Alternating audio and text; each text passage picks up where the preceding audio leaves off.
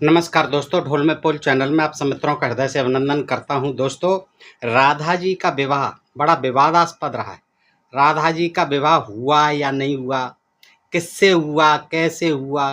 कृष्ण से तो उनका केवल जो है आध्यात्मिक प्यार था। वो जो है पत्नी के रूप में स्वीकार नहीं की गई थी राधा कृष्ण के द्वारा, यानी उनको प्रेयसी समझा जा सकता है, लेकिन उनकी पत्नी नहीं थी। 16,108 रानियों में उनका कहीं नाम नहीं आता है। लेकिन कुछ ग्रंथ कहते हैं कि राधा का कृष्ण से विवाह हुआ था। कुछ ग्रंथ कहते हैं कि राधा का विवाह रायण नामक गोप, जो कि यशोदा का भाई लगता था, उससे हुआ था। उसको अभिमन्यु भी कहा गया, उसको अयन घोष भी कहा गया। तो इस तरह से उनका जो है शादी हुई थी अयोन घोष और उर्फ रायण के साथ। तो ऐसा भी बताया गया है। तो ये आज मैं आपके सामने रखता हूँ दोस्तों जानकारी, जिससे आपको ये ज्ञात होगा कि राधा की शादी किससे हुई, कैसे हुई, कब हुई, कहाँ हुई। ये सारी चीज़ें जो है प्रमाण के रूप में आपके सामने रखता हूँ। तो दोस्तों, सर्वप्रथम हम लेते हैं ब्रह्म वैवर्त पुराण। ब्रह्म वैवर्त पुराण देखिए क्या कहता है।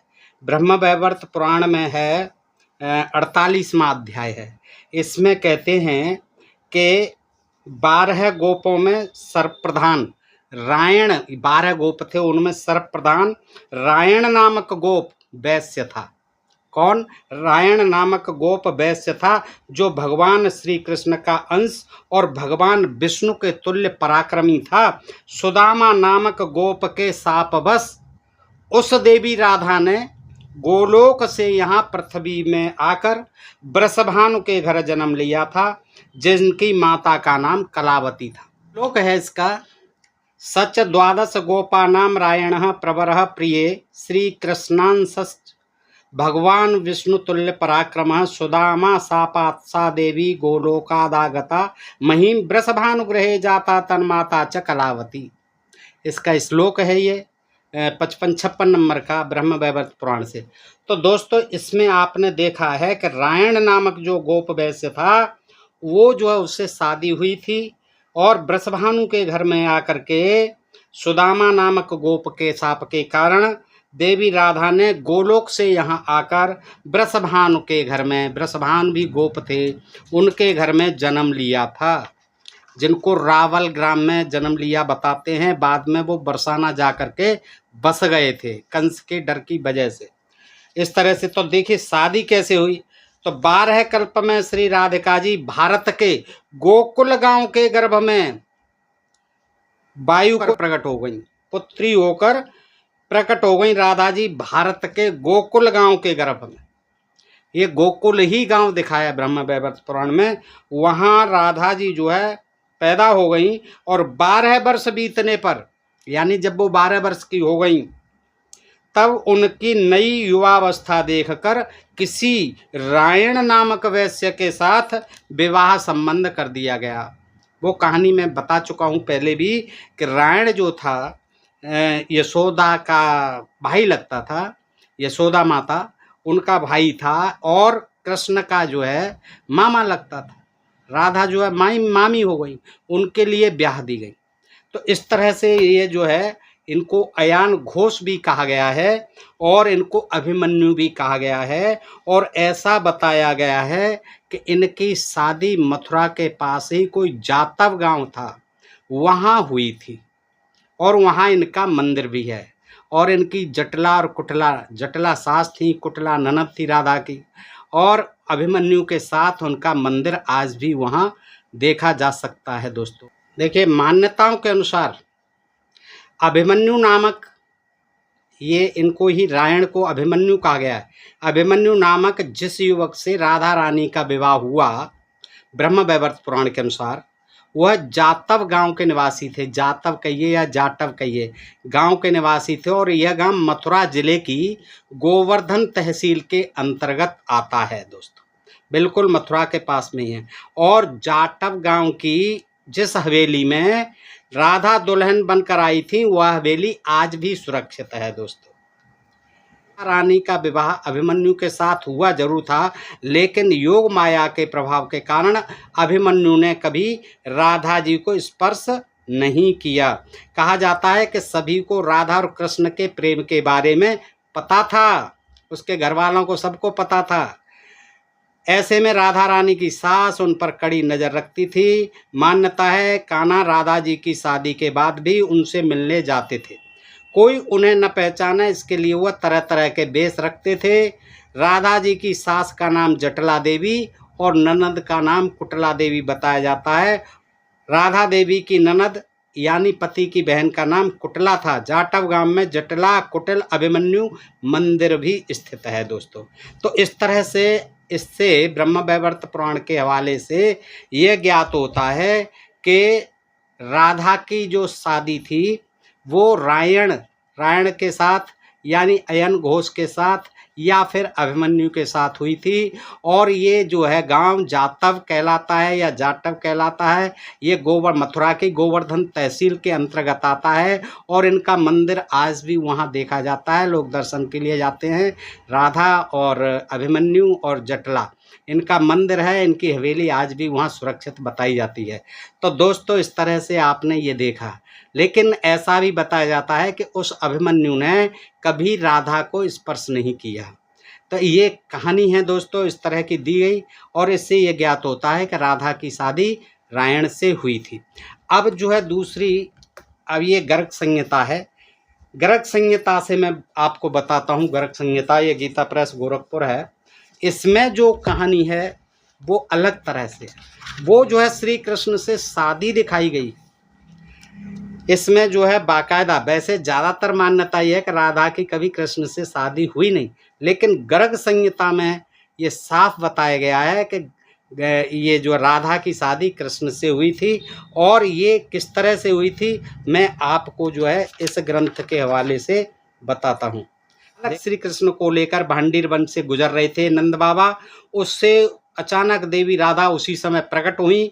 देवी राधा के दर्शन पाकर नंदराय जी ने कृष्ण को राधा की गोद में दे दिया। श्री कृष्ण बाल रूप त्याग कर किशोर बन गए। सिंहासन, श्रेष्ठ सिंहासन प्रकट हुआ जिस पर वे दोनों प्रिया प्रियतम एक दूसरे से सटकर विराजित हो गए। दोनों बैठ गए और अपनी दिव्य शोभा का प्रसार करने लगे।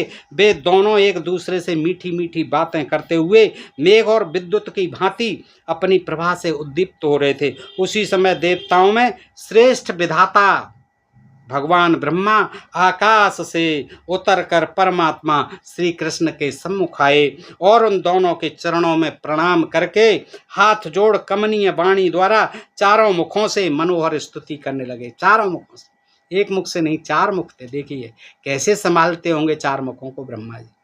उतर आए, जब देखा कि श्रेष्ठ सिंहासन है, बैठे हुए हैं राधा कृष्ण भांडीर वन में, निर्जन स्थान है। ऊपर से देखा ब्रह्मा जी आ गए और स्तुति करने लगे। देखिए जगत के सृष्टा बताए जाते हैं, लेकिन कृष्ण और राधा की जो है पूजा पाठ करने लगे, चरण वंदन करने लगे। स्तुति पूजा पाठ करके फिर क्या, ब्रह्मा जी ने उठकर कुंड में अग्नि प्रज्वलित की और अग्निदेव के सम्मुख बैठे हुए उन दोनों प्रिया प्रियतम के वैदिक विधान से पाणी ग्रहण संस्कार की विधि पूरी की। यह सब करके ब्रह्मा जी ने खड़े होकर श्री हरि और राधा जी से अग्निदेव की 7 परिक्रमा करवाई, बाकायदा जैसे आज की जाती हैं। 7 परिक्रमाएं करवाई अग्निदेव की। तदनंतर उन दोनों को प्रणाम करके वेद वेत्ता विधाता ने उन दोनों से 7 मंत्र पढ़वाए। इसके बाद श्री कृष्ण के वक्षस्थल पर श्री राधिका का हाथ रखवाकर और श्री कृष्ण का हाथ श्री राधिका के पृष्ठ देश में स्थापित करके यानी पीठ पर रख करके विधाता ने उनसे मंत्रों का उच्च स्वर से पाठ करवाया। देखिए इस तरह से विवाह संपन्न हो रहा है। उन्होंने राधिका के हाथों से श्री कृष्ण के कंठ में एक केसर युक्त माला पहनाई। माल्यार्पण हो रहा है जिस पर भ्रमर गुंजार कर रहे थे। इसी तरह श्री कृष्ण के हाथों से भी वृषभानु नंदिनी के गले में माला पहनवा कर वेदज्ञ ब्रह्मा जी ने उन दोनों से अग्निदेव को प्रणाम करवाया और सुंदर सिंहासन पर उन अभिनव दंपति को बैठाया। वे दोनों हाथ जोड़े मौन रहे।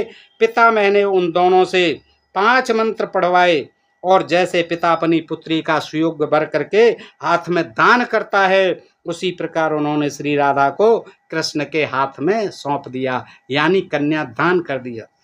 उस समय देवताओं ने फूल बरसाए और विद्याधारियों के साथ देवांगनाओं ने नृत्य किया।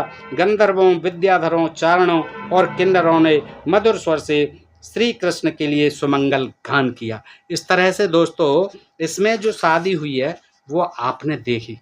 अब ये भांडीर वन कहाँ है, मैं इसके बारे में भी आपको एक जानकारी देता हूँ। जहाँ शादी हुई वो निर्जन स्थान था, यानी बहुत सघन जो है जंगल था। भांडीर वन, भांडीर वन कहाँ है, आजकल भी स्थित है। ये वन मथुरा जिले में माट तहसील में स्थित है, जो मथुरा शहर से लगभग 30 किलोमीटर और वृंदावन शहर से 10 किलोमीटर दूर है। भांडीर वन कहाँ है? भांडीर वन मथुरा की माट तहसील में स्थित है। माट तहसील है मथुरा जिले की, उसमें स्थित है। और ये भांडीर वन मथुरा शहर से लगभग 30 किलोमीटर और वृंदावन से 10 किलोमीटर दूर है। तो इस तरह से आपने देखा दोस्तों कि ये भांडीर वन की स्थिति आपको बताई, और यहीं पर जो है ब्रह्मा जी ने शादी रचाई थी। आपको बहुत कुछ मिला इससे कि कहाँ कहाँ शादी हुई। कृष्ण की शादी भांडीर वन में हुई राधा के साथ, और आपने देखा अयोन घोष या रायण या अभिमन्यु के साथ हुई।